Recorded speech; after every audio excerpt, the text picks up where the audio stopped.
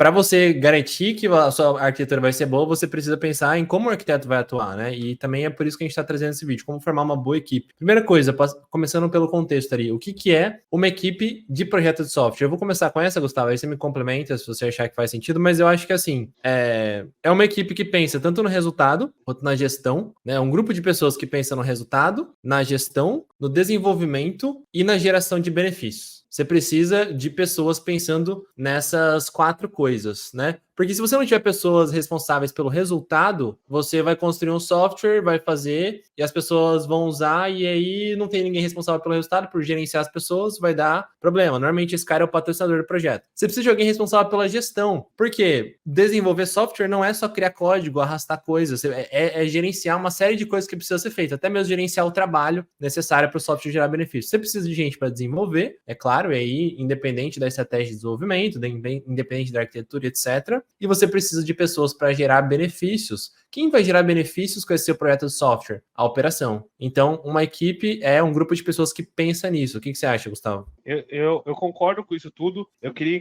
colocar um incremento de que, em determinados cenários, então, se você é um formador de equipe, você vai ter que acumular várias dessas funções. Então, às vezes, você tem que desenvolver, você tem que gerenciar, você tem que pensar na arquitetura, você tem que fazer tudo isso. E qual a principal função sua, se você está nesse momento? É entender em quais dessas 3 vertentes você tem menos capacidade, ou você entrega ou que você conseguiria colocar pessoas que gerem mais valor do que você, e aí você começar a desenvolver a sua equipe. Então, eu sou uma equipe, e aí eu tenho...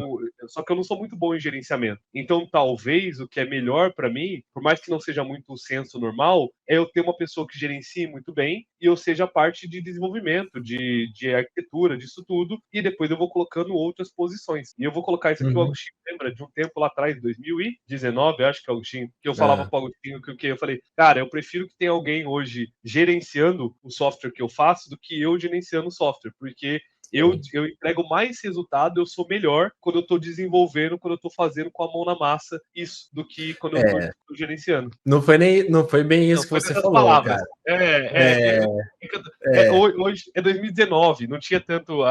Os jovens não eram tão dinâmicos assim, igual hoje, cara. Não, eu vou te entregar nessa. O Gustavo já era diretor da empresa, aí eu falei assim, cara, você tem que tirar a mão do código. Aí ele falou assim, cara, sabe por que eu não tiro a mão do código? Porque eu sou bom. Ele, tipo assim, falou zoando, assim, porque beleza, ele como diretor, é claro, ele não fazia só desenvolvimento, mas é aquilo, o cara é diretor, ele gerencia pessoas, ele define boas metas, ele ajuda os líderes a entregar essa meta, mas se o cara é diretor de uma equipe de desenvolvimento e não é preferencialmente melhor do que os desenvolvedores tecnicamente, ele vai ter menos capacidade de gerenciar essas pessoas. Não significa que as habilidades para ele ser diretor são as mesmas do que para ele ser um bom desenvolvedor, mas ele precisa entender que são habilidades diferentes, né? E quando eu falava isso pro Gustavo, cara, tem que tirar a mão do código, por quê? Porque ele tinha que usar mais tempo gerenciando as pessoas e ele quis me zoar ali, não, mas eu sou muito bom, eu nunca vou tirar a mão do código. E é verdade, entendeu? Assim, de certa forma, nós dois ali, a gente tava se zoando, mas eu tinha de certa forma, razão em zoar ele para falar para ele parar de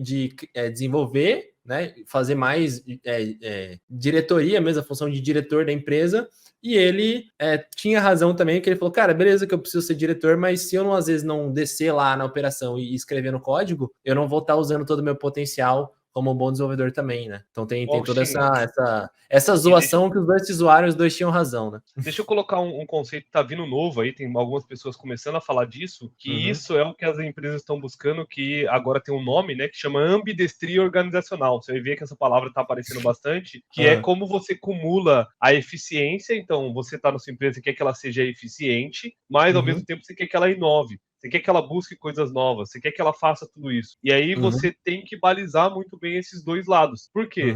Porque senão você começa... Se você só busca eficiência, eficiência, eficiência sem inovar, talvez você morra. E se só busca inovação, inovação, inovação, sem ter eficiência, talvez você morra também nisso tudo. E aí nisso vai vir 2 aspectos. Um aspecto que quando a gente fala de inovar é mais maker, de fazer, pesquisar, ir atrás, colocar a mão, resolver um problema complexo, testar e dar errado. E quando ele fala de excelência, você está falando em melhorar o que já existe. Então esse conceito hoje que a gente zoava em 2019, ele começa a aparecer e começa a ser sistematizado com o nome de ambidestria organizacional. Ô, louco, muito bacana, cara. Isso aí nunca tinha ouvido esse conceito. Muito legal. A gente pode depois fazer mais conteúdos específicos, né, sobre ambidestria organizacional em projetos de software. E, Gustavo, as pessoas confundem, né, o que é equipe de projeto de software com a equipe de desenvolvimento. Sim ou não? Sim, essa é a primeira coisa, e aí vamos voltar em alguns conceitos que nós já falamos. Quando nós falamos de desenvolvimento de software, nós estamos falando de desenvolvimento de uma coisa que ela não é exata. Então existem vários caminhos para poder chegar no mesmo resultado. Desenvolvimento de software, ele vai envolver todos os conceitos que a gente tem e a gente usou isso no conteúdo passado, que é uma construção de uma casa. Então tem uma engenharia por trás, tem uma arquitetura por trás, tem uns pedreiros por trás, tem a parte elétrica por trás. Então eu lembro que no passado a gente até brincava que a gente era pedreiro de software, que a gente fazia isso, e tinha os pintores de software, que era o pessoal que fazia o UI, UX, e tudo. Então, quando você começa a olhar... Quando O você dev começa a pro olhar... code era o pedreiro. Era o pedreiro.